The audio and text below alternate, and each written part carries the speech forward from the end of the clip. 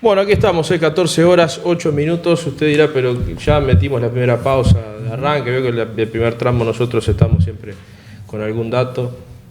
Sabe que mucha gente, ayer después de lo que contamos sobre este grupo político, en realidad es un par de dirigentes o uno solo, o una llegada de este dirigente que contrata chiquilines para hacer encuestas. Aparte, tan dirigidas son las encuestas que es como, de verdad, esto comprobadísimo, está tan dirigida la encuesta que ya dan por hecho que usted vota a cierto partido. Sin antes preguntarle, ya dicen, le caen de plano con el partido. Ni buen día le dicen. No, sí. Aparte le preguntan todos los datos, credencial, cédula,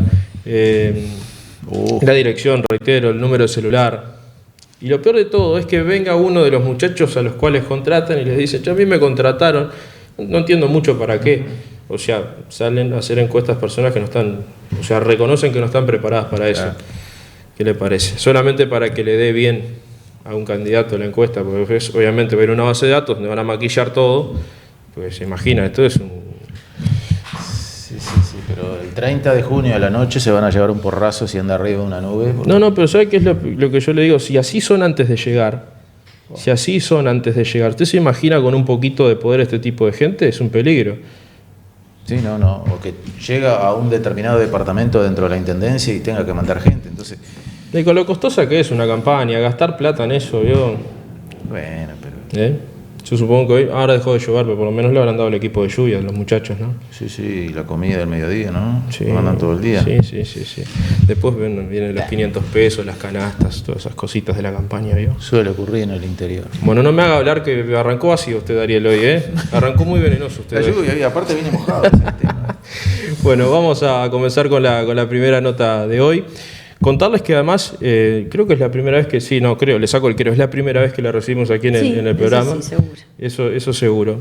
No sé en Durazno cuántas oportunidades ha tenido de estar. Cristina Luchtenberg, diputada del Frente Amplio, que además nosotros hemos hablado en reiteradas ocasiones precisamente de ella por ese muy buen proyecto sobre primera infancia, que además tiene el respaldo casi que es como una política de Estado a seguir. Ojalá que avance de la manera que uno espera, porque es en definitiva una línea de trabajo también, que yo creo que es una característica que hay que conservar del Uruguay, seguramente ya tendrá también ese concepto, pero bueno, no habíamos tenido nunca la posibilidad de conversarlo aquí con ella, como también de otros temas. Bienvenidas, un placer. Bueno, muchas gracias Gonzalo y Ariel, y la verdad que sí, a toda la gente acá de Ojo Blindado de Canal 8, para tener esta oportunidad. He venido otras veces a Durazno, no acá, y he venido otras veces en roles más técnicos, ¿viste? Que yo soy médica, soy pediatra. Creo que como legisladora he venido pocas veces, más bien mi función es de Montevideo, o las veces que he venido más cuando estaba en ACE, como encargada de la parte de infancia y adolescencia de ACE, o cuando fui viceministra de Salud. Pero así, a conversar así, creo que no muchas veces. Y a este programa en especial les agradezco mucho y sobre todo hablar de estos temas, ¿no? La verdad que estos temas que medios así que tienen tanta llegada, y hablar con la ciudadanía, porque a veces los temas de infancia, el otro día me decía un periodista, los temas de infancia, me mostraba una encuesta de percepción ciudadana que le importan a la ciudadanía solamente el 7%, ¿no? Entonces, si será importante que lo conversemos, ¿no? Los uruguayos de todo tipo y color, porque de verdad, en esta ley que nosotros estamos hoy discutiendo en el Parlamento, que como tú decías, Gonzalo, al inicio, la votamos en la Cámara de Diputados, 76 de 86 diputados que había presentes, después de un proceso de discusión larga. Ahora está en el Senado, la votamos todos los partidos políticos, de todo tipo. Y lo cual no es menor, porque la infancia en el Uruguay no puede seguir esperando. La verdad que hoy en el Uruguay hay 157.000 niños viviendo por debajo de la línea de la pobreza. Hay 30.000 niños hoy, ¿no? Hoy un día que llueve, que rápidamente vi cómo se inundaban las calles de Durazno, acá estando la vueltita nomás. Sí. Así que lo que debe ser en zonas donde la gente vive en lugares más complejos, ¿no? Cada tanto uno ve que Durazno se inunda, ¿no? Pero fíjense que viven 30.000 niños en hogares de emergencia, donde hay emergencia habitacional. Quiere decir que viven habitualmente, no cuando llueve de forma intensa en poco tiempo, viven en hogares de piso de tierra, sin saneamiento, y con paredes y piso de desecho, o a veces con nylon en sus paredes o en el techo. El otro día, el miércoles, fue el informe del CIPIAP, que es el dispositivo que tiene el Estado uruguayo, que se creó en el año 2011, donde se registran las situaciones de abuso y de maltrato. Y pasamos del año 2011, del Uruguay, detectar e intervenir a través del sistema educativo, de salud, organizaciones sociales que trabajan a nivel territorial, de tener 800 y poquitas situaciones a tener 8.271 situaciones, donde los niños sufren alguna situación de abuso, de maltrato. Y el Estado uruguayo, después que ya llegamos tarde, porque convengamos que cuando un niño sufre alguna situación de maltrato y abuso, estamos llegando tarde, pero después que la diagnostica alguna maestra, algún equipo de salud, solamente de esas 8.000 y pico, intervenimos y ayudamos a reparar ese daño el 10%, 800. De las 8.000 y pico, después que las diagnosticamos, digamos, 800 solamente. Entonces, de verdad tenemos problemas. Ni hablemos de los temas de inseguridad alimentaria, ni hablemos de los temas de salud mental. Entonces, para un país que a veces está preocupado en que nazcan más niños, ¿no? Que bueno, sí, convengamos que a veces puede ser un problema, pero preocupémonos de los niños que ya están, porque los problemas de seguridad que tiene el Uruguay, los problemas de educación que tiene el Uruguay, los problemas de cohesión social que tiene el Uruguay, bueno, tienen que ver con los temas de infancia. O sea, no solamente yo soy pediatra de profesión, y justo acá en este departamento hay dos pediatras que yo tuve muy buenos, fueron muy compañeros de trabajo que me marcaron mucho. Uno es el doctor John Aldao, que es oriundo de este departamento, que es un neonatólogo, es pediatra y es neonatólogo que trabajó conmigo años en ACE, que vive en Montevideo, pero siempre no sabe cómo reclama a Durazno. Hoy pisé Durazno y es la primera persona que me viene a la mente. Y después la doctora María Boquiardo, que trabajaron conmigo en ACE. Y los pediatras sabemos que el 80% del cerebro de cualquier niño crece y se desarrolla desde la etapa del embarazo hasta los primeros años de vida.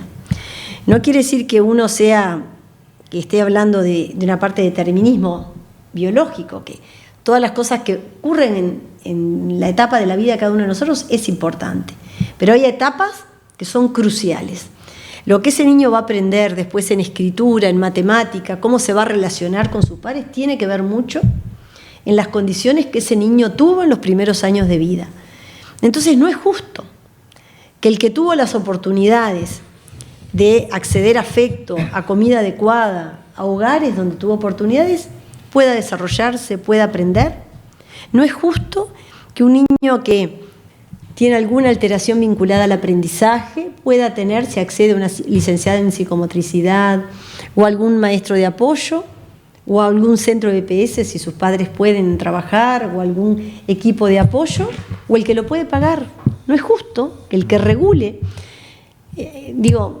no es justo, y lo saben, ustedes lo vivieron, la pandemia, sí, las situaciones que dejó en evidencia la pandemia, ¿no? Todos los temas de salud mental. Ahora el mes próximo empiezan todos los temas es el mes de prevención del suicidio. Entonces, que el suicidio, bueno, es complejísimo, pero evidencia temas de salud mental como la punta del iceberg. Pero detrás de todo eso hay temas que tienen que ver con la depresión, ansiedad, los adolescentes. Fue un grupo poblacional que en la pandemia, ¿no? Y hoy lo saben los docentes de secundaria que acompañan jóvenes y adolescentes con temas de salud. Entonces, si será importante que el país ponga, y es lo que hace esta ley, que organiza la dispersión y la fragmentación que tiene el Estado uruguayo en cuanto a toda la burocracia que viene dispersa en función de las necesidades que tienen las familias. Si una familia tiene un niño con un trastorno del espectro autista, sabe que tiene, solamente con los sistemas de información, la ley tiene un artículo. Ustedes párenme cuando me tengan que parar. Miren que yo con estos temas me apasiono. Viene muy interesante. Desde el año 89, sí, miren que tengo 58 años, y desde el año 89 vengo trabajando con estos temas. Te digo, hablando en serio, no es porque estés acá y porque uno quiera quedar bien. Son pocas las veces que tenemos la oportunidad, además de hablar de estos temas, con cierto tiempo y profundidad, entonces hay que aprovechar. Bueno, ustedes son los que me ponen el tiempo, yo respeto mucho el trabajo periodístico, entonces ustedes... Pero es verdad que estos temas son las razones por las cuales estoy en política, pudiendo estar en el ejercicio de la profesión, pero entendí que en el sistema político se toman las decisiones que tienen que ver con esto. Entonces los temas de infancia siempre están invisibilizados, digamos, porque los políticos siempre queremos tener resultados a corto plazo y los temas de infancia dan rédito para un país a mediano y largo plazo. Entonces, y más cuando los temas son estructurales, que hay que reorganizar el Estado. Bueno, la reforma del Estado, bueno, este es un ejemplo de reformar el Estado, pero de las necesidades que tienen las personas y no los burócratas. Y yo fui viceministra de Salud, yo ocupé lugares de responsabilidad y a veces cuando a uno le dan un lugar empieza a perder el objetivo para el cual está. Los temas de los niños tienen que ser encarados del mundo adulto donde están los niños. Entonces, esta ley lo que hace es que ordena al Estado desde las necesidades que tienen las familias y no de las necesidades que tiene el sistema de salud o que tiene educación o que tiene el INAU. Ubica cuáles son las características que tienen las familias con niños y de ahí empieza a ordenar un Estado que sea más eficiente para ver después dónde sí hay que poner más recursos.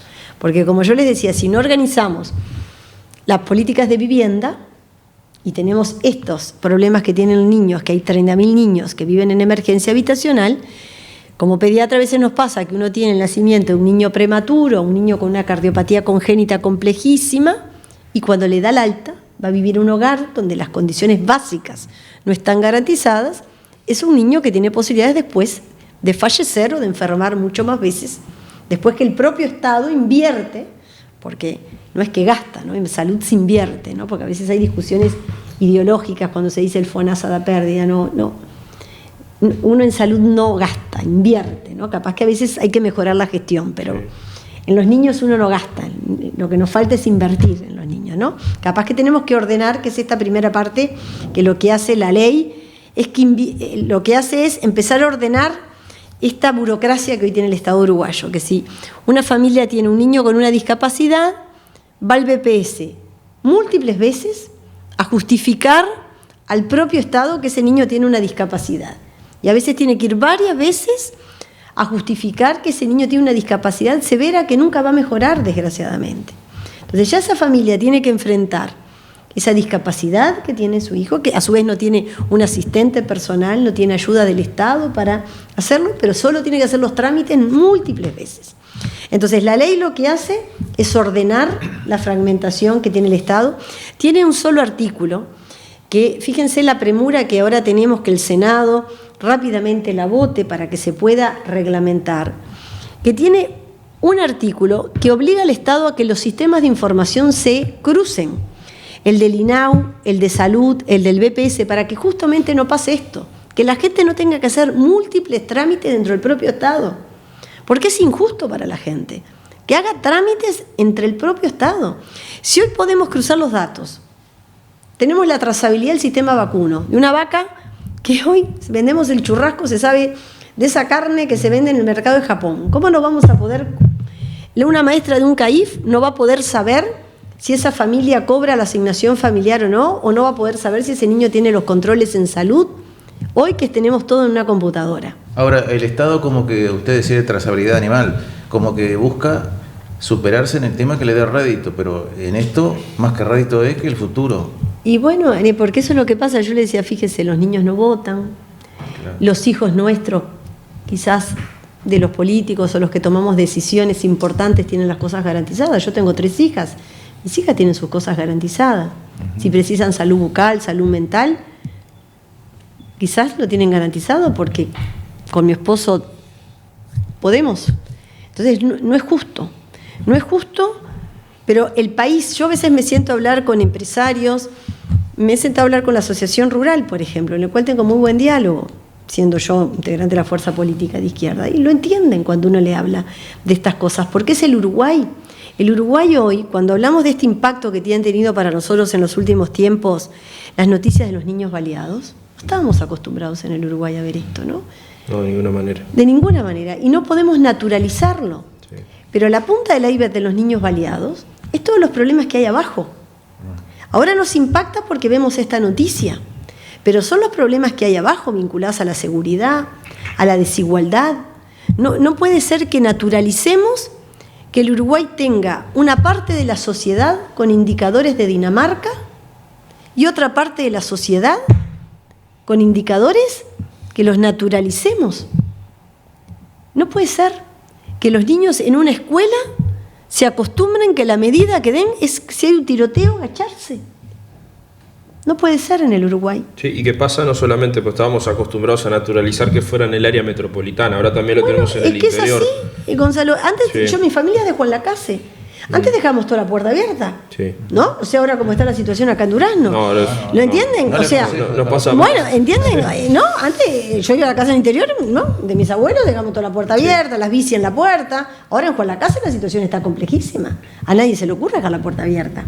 Hay de verdad, hay bandas de narcotráfico, de consumo de sustancia importante. Y en un pueblito que todo el mundo sabe las cosas así. Ustedes, entonces, la ley empieza a visibilizar que el tema de infancia primero tiene que ser una política de Estado. Por eso fue muy importante trabajarla entre todos los partidos políticos. Por eso nosotros le estamos pidiendo que los senadores también se expidan. Y nos preocupa que ahora empezamos en el año electoral, ustedes ven que todos los políticos empezamos a decir la infancia importa, la pobreza infantil. Fíjense que en estos gobiernos, en el año 2021, la ministra actual de Economía, que yo dialogo mucho con la coalición de gobierno, decidió invertir 50 millones de dólares por año y se ha ejecutado ni siquiera el 20% de esa ejecución. En cada rendición de cuentas, nosotros con los legisladores de la oposición, no particularmente con los que integran la Comisión de Hacienda y Presupuesto, la diputada Ana Olivera, la diputada Betiana Díaz, analizamos y estudiamos, porque nosotros nos gusta hacer, yo no soy una oposición que solamente, para mí primero están los problemas de la gente y después yo hago una oposición desde el lugar que tengo. Y después ahora estamos en periodo electoral. Lo mismo me pasó en la pandemia. La pandemia para mí, primero estaba a tratar de dar argumentos de mi experiencia como médica, como ex viceministra de Salud, de apoyar, sobre todo en sus inicios cuando el gobierno asumió, la pandemia fue el 13 de marzo, de dar herramientas, nosotros veníamos de gobernar 15 años, para que quienes asumían el gobierno pudieran tener herramientas, porque desconocían mucho el funcionamiento del Estado, de la política pública de salud, del Sistema Nacional Integrado de Salud, para asumir algo de tal magnitud como una pandemia, ¿no? Primero, uno tiene que pensar en la gente, en los problemas del país, ¿no? Y después, bueno, claro, tenemos orientaciones políticas diferentes. El programa de Frente Amplio está basado en un programa de justicia social, de desigualdades y de derechos, y el programa, quizás de la coalición de gobierno, está basado en una concepción más vinculada a que el mercado regula, ¿no? Y si yo me lo estudié muy bien y soy muy respetuosa, y el capítulo social y de salud es proteger a los más débiles. Y ahí yo tengo discrepancias que lo he hablado con integrantes del gobierno. Las personas de menos recursos no son débiles, no tienen acceso a los derechos básicos, que es el trabajo, que es el salario. No hay política social más redistributiva que la que nosotros tenemos a través de los trabajos y el salario. Pero todos no tenemos las mismas oportunidades. Yo le estoy hablando del tema de infancia. Mis hijas no tienen las mismas oportunidades que quizás que un niño o una niña que vive en un lugar de menos recursos. Bueno, yo quiero que todos tengamos las mismas oportunidades. Después ahí sí podemos pedir que hay cosas que tienen que ver con el esfuerzo y con determinadas cosas. Sí. Pero no partimos todos del mismo piso mínimo de oportunidades. Entonces, la ley empieza a poner esto un tema como política de Estado, empieza a ordenar el Estado uruguayo, y es importante que se vote este año, no solamente para esa parte que yo les digo que ya hay cosas que se pueden hacer ahora, no tenemos que esperar a que gane quien gane para empezar a hacer cosas, no, hay cosas que se pueden hacer ahora, porque como yo les decía, de esos 50 millones de dólares se ha ejecutado muy poco, ni siquiera el 20%, porque no había una estrategia, no había un plan, no había indicadores claros. Entonces, los niños no pueden seguir esperando. Entonces, no solamente podemos decir cosas que se hicieron en los 15 años de gobierno nuestro, ni cosas que ahora no se hicieron. Hay cosas que hoy podemos decir, cosas que han funcionado y que no. Empecemos a hacer cosas y después veamos dónde hay que poner más recursos en el próximo presupuesto, y que también está bien que hagamos lo que hizo Finlandia. Fíjense que Finlandia tiene un nivel de paralelismo muy interesante con nuestro país, pero Finlandia lo hizo en la década del 40 del siglo pasado. Miren el nivel de atraso que tenemos nosotros. Es un país de pocos habitantes. Entonces fueron viendo, bueno, cómo enfrentaban a las grandes potencias que ellos tienen en la región, que es muy similar a lo nuestro.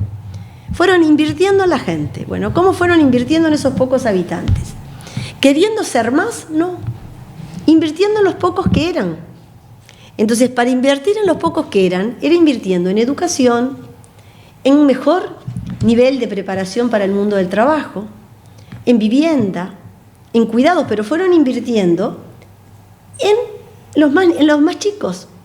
Entonces fueron invirtiendo, primero que la gente decidiera si quería tener hijos o no, pero cuando decidían tener hijos, el Estado también asumía un rol importante.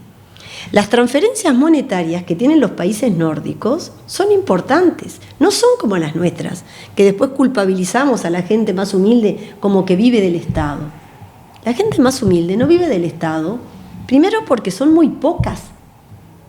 Hay una economista, que es Ana Balsa, que no es de izquierda, porque a veces uno se piensa que cuando uno hace estos estudios pueden tener un sesgo, ¿entiende? Sí. No, para nada, es de la Universidad de Montevideo, Ana Balsa es estudiosísima, la puede buscar gente que tenga información, y ya evidencia que las transferencias monetarias del Estado uruguayo hacia los hogares de menores recursos no llegan a ser una cuarta parte de los ingresos que requiere un hogar, una cuarta parte.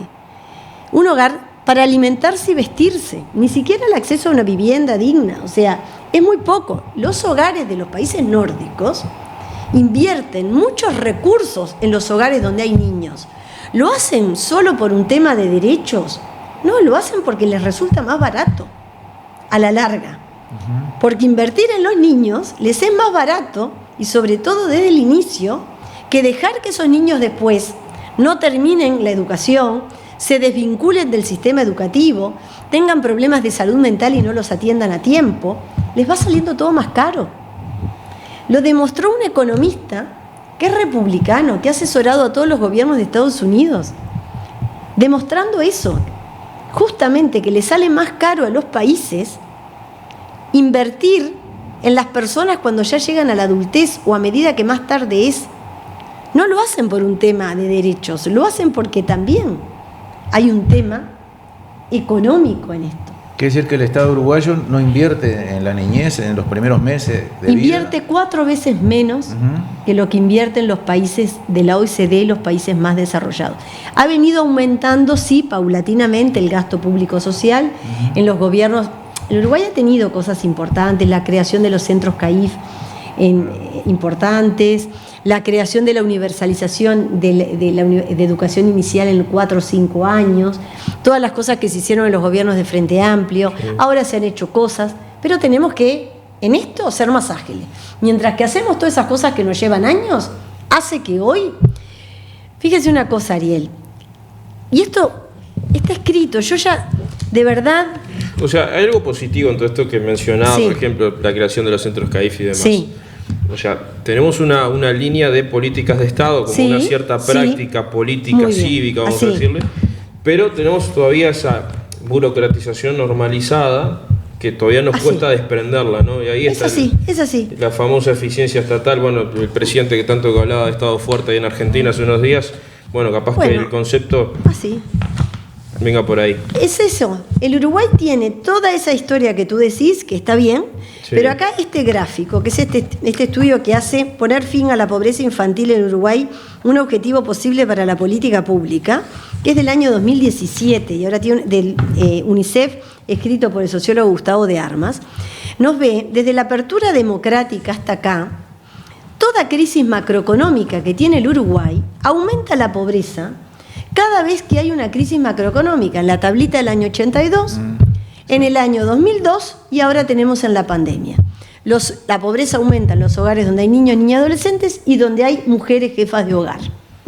Entonces, de verdad, tenemos que ser más rápidos y más eficientes. Tenemos esa trayectoria que Gonzalo decía de tener políticas de Estado que se han implementado. Ahora tenemos que entrar en una segunda etapa, mucho más ágiles. Ya tenemos un esqueleto de política pública, pero tenemos que entrar en otra etapa. La ley ofrece eso.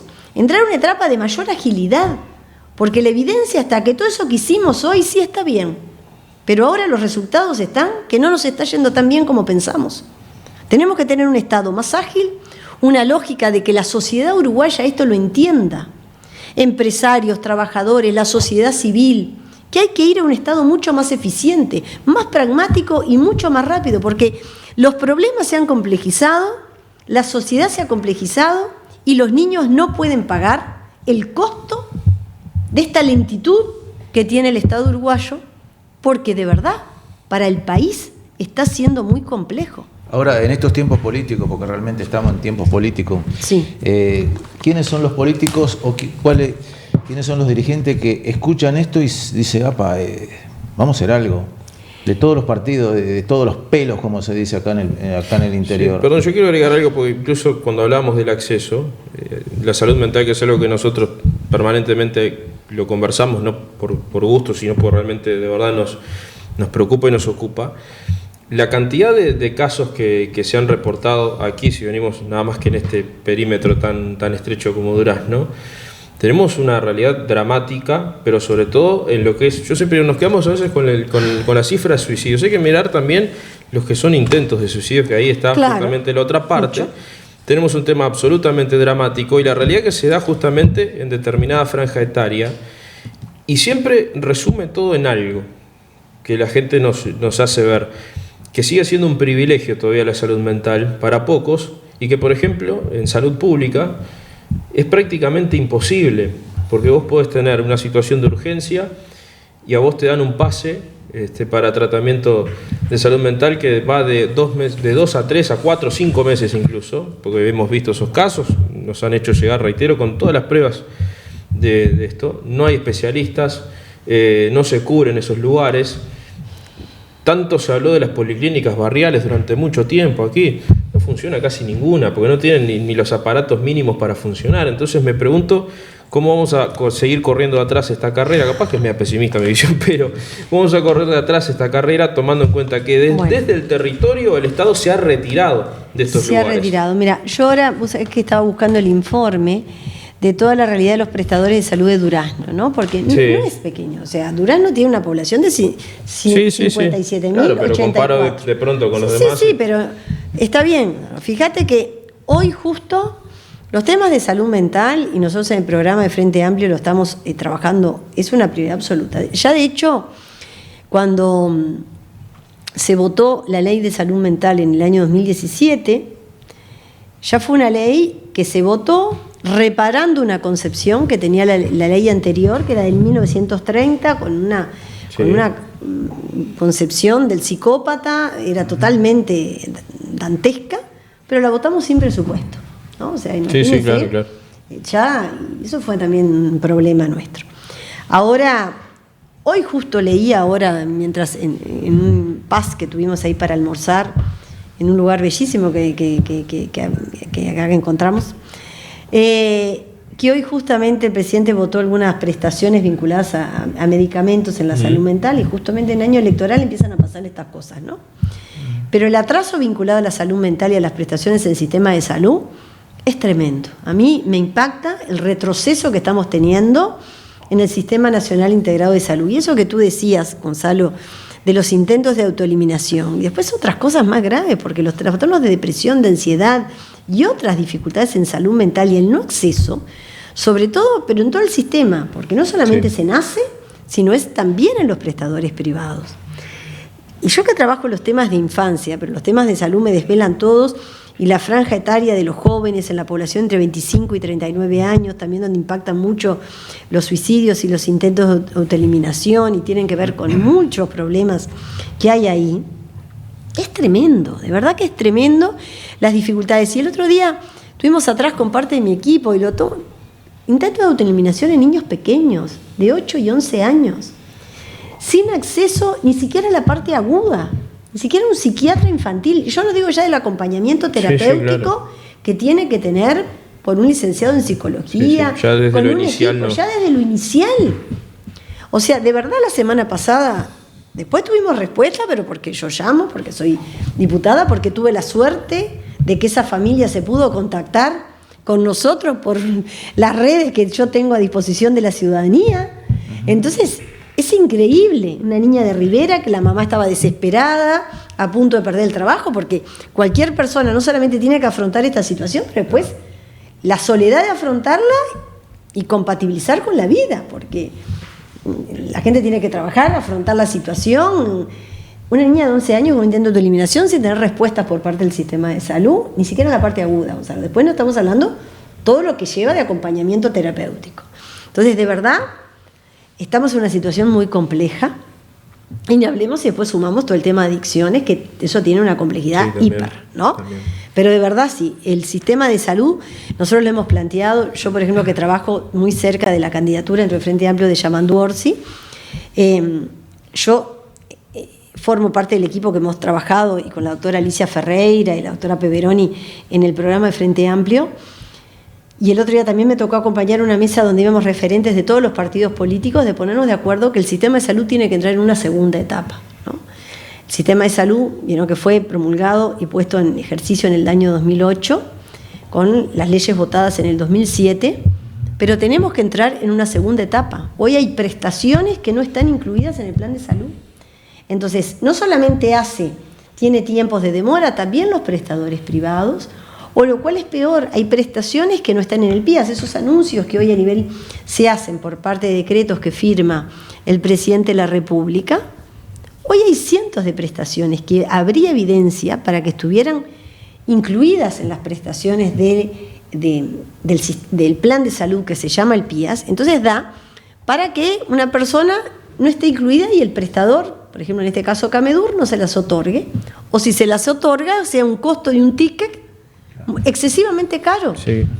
Entonces, ni se las brinda, o a veces las brinda, a veces tiene más prestaciones, pero acceder son a costa de un tiempo de espera totalmente inaccesible. Sí. Ni hablemos de los tiempos de espera en intervenciones quirúrgicas, que por más que estén regulados, nadie controla. Entonces, también el sistema de salud tiene que entrar en una segunda etapa, donde de verdad se achiquen los tiempos de espera, medicamentos que ahora no hay. No estamos hablando de medicamentos de alto costo. Estoy hablando a veces, no sé cómo, yo estaba revisando cómo estaba funcionando el hospital departamental, cómo estaba funcionando la RAP, cómo estaba, y me doy cuenta de que hay dificultades. Y hablando con usuarios del sistema de salud, me plantean esas mismas que ustedes deben estar chequeando. Sí, claro. Que hay dificultades. Entonces, de verdad, hay que sentarse a conversar y a ver cómo está la complementación pública-privada. Porque eso ha sido uno de los pilares. Ahora, bueno, hoy no pude en la previa, porque yo acá tengo muy buen relacionamiento con el presidente de AFEBREMI, acá de Camedur, que es el doctor Aníbal Cataldo, sí, que siempre ha sido, la verdad, que un excelente colega, para conversar previamente a venir específicamente. Ayer también muy tarde, los días, porque a veces converso previo a venir para saber un poco, porque sí, el doctor Cataldo siempre ha sido muy sensible y de un colega que hoy justamente es el presidente FEPREMI de todo el país, ¿no? Entonces, para conversar esos temas, porque el sistema de salud tiene que entrar en una etapa de profundizar también la integración del sistema entre lo público y lo privado, porque hay que resolverle muchas de las cosas a la gente en el lugar donde vive, y después hay otras cosas que por mayor complejidad no se pueden resolver en el lugar de residencia. Pero bueno, de verdad los datos preocupan, tanto en el sistema de salud como en los temas de infancia, que son los temas que yo tengo por mi profesión y formación para ofrecerle al sistema político y a la ciudadanía la formación y trabajar con otros profesionales para que el país mejore y el sistema político herramientas para que bueno, podamos mejorar, porque de verdad preocupa. Nosotros queremos agradecerte mucho por este tiempo. Primero que nada, obviamente, ya dijo allí al pasar lo de Yamandu Orsi, ella está además entre los sectores que forman parte precisamente de lo que es el apoyo a la precandidatura a Yamandu Orsi, que reiteramos a nosotros. Hoy está acá y nos confirmaron el cambio de lugar, porque inicialmente era en Plaza Rodó y ahora se va a hacer en el Club Wanderers, algo que igual lo han visto también en la tanda, que bueno, si en caso de lluvia se cambiaba, bueno, ya quedó confirmado hoy sobre el mediodía que nos hacían llegar la información. A mí me quedó la cifra esa de 8.000 niños y solo 800 tenían. Es así. Me quedó ahí. Esa cifra es preocupante, porque yo ayer y la vicepresidenta de la República me veía la cara de enojo porque la verdad que me sentía, le iba a mostrar la gráfica, a ver si la encuentro acá, porque se la mostró al periodista Gabriel Pereira. Yo estaba muy enojada porque me sentía como una indignada, burócrata, de ver cómo esa curva, mirá, esa curva cómo aumentaba, ¿no? Desde que empezamos a trabajar, eran 824 en el 2011 y ahora estamos en 8.151 y el Estado solamente atiende el 10%, ni siquiera el 10%, el 10% para redondear. Entonces, es tremendo.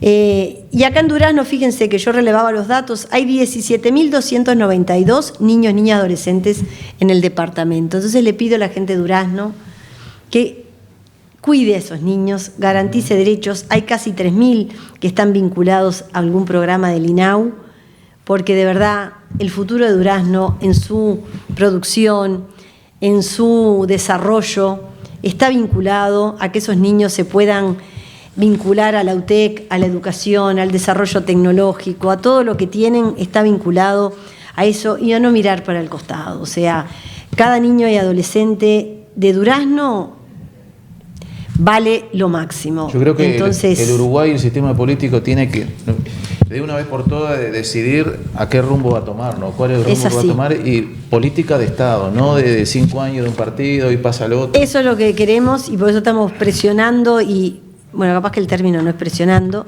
insistiendo en que ese trabajo que hicimos en diputados pueda culminar en el Senado y se pueda reglamentar, implementar y no seguir ahora en la campaña de nuevo, que nos importan los niños, si ahora por los niños podemos hacer cosas.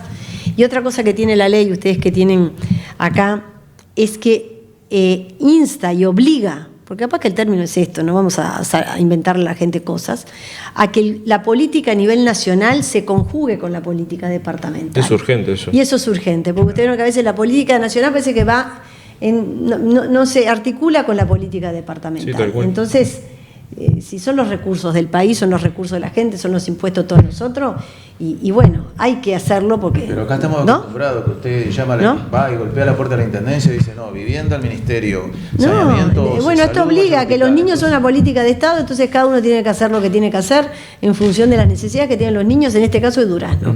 Entonces, pone el Estado y pone la Intendencia en función de las necesidades que tienen los niños de Durazno. Entonces, eso es una cosa que hace la ley también. Es así. Bueno, nuevamente agradecerte, pero además decirte, ojalá que podamos repetir pronto. Pues bueno, eso ahí ustedes tienen a Clarita acá, Gonzalo y Ariel, que hacen la comunicación. Las veces que salgamos y estemos, nosotros queremos eso, trabajar desde el lugar nuestro, escuchando los problemas reales que tiene la gente. Y bueno, mientras que la gente nos dé el voto, estamos en eso desde el sector y el espacio que lideramos. Un gustazo. Gracias a ustedes. Gracias. Pausa y volvemos.